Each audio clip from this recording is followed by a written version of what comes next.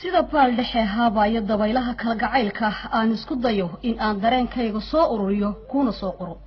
waayo waxaynu wadaagnaa ka xiriir lagu tilmaamsado jacayl guur uun ku dhamaada tay ugu daran aan abaare waa baaxadda dareenkayga oo ka qoto dheer in eriyo lagu cabiro qalinkaygu ma awoodi karayo inuu tilmaamo dabkaygu baxayo inkastoo in walbahaarka jacaylka ula simanahay bulshooyinka dunida tan iyo waagi qays iyo leela iyo sheekooyinkii kun habeen ilaa qarnigan la sahamiyay xidigaha haddana suxuunta wareegta iyo cisheeranadu toona kama gudbi karaan diilinta waqtiga si ay uga warkeenaan is aragayay wali uu isi badhaamaya horjoogsigaagii aan ugu indha daraan daray sidii qof indha la'aayo markuu hor yimid cadceedda uun ay indhihii u baxeen sidii baan u weheshadaa dhambaaladan kuu soo qorayay ولينا دكتورadu ma helin casharkii lay waraabin lahaa adaan ma bogsiima la ii raadsho iyaga oo wali iga quusan bay dadkayagu yiraahdaan bilow ka bogsatay bukaankani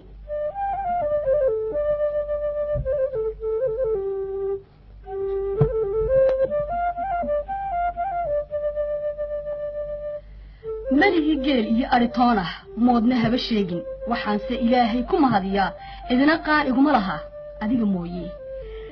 hantidaydu waa jacaylkaaga adaa wax walba ii ah adaa i baray dhadhanka siga daryeelkaagaanan ku bartay qiimaha runta iyo daacadnimada inay dadnimaduba tahay maanta dareenkeenu waa mid qudha kolkaad jatiraa anna caadan kugu daraa wareegga dhiigga wadnayowgeenna halbowle midaa waraabiya maantaan ilmadii iska tiray oo ay isku bedeleen webiyadii walbahaarkuna ila waraabiya ubaxa aayaheenna markaad igu lamaan tahay cabsida ma aqaan ma taqaanid adiguna beenta wax waliba waa sidiisii haddaan laga tegin malaha waa intii dumarnimo anaa kaa culays badan waa se iga weydiinay xuska farxadda jacaylkeena maxaynu ugu wanqalaa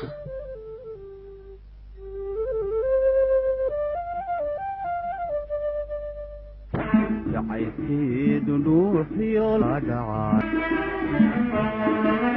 jacaylkeedu dhuuxiyo la faawdhadhacay dhulkoodu dhiriyo ubaax dhammaan ekeen dhulkoodu iyo ubaax dhammaan ekeen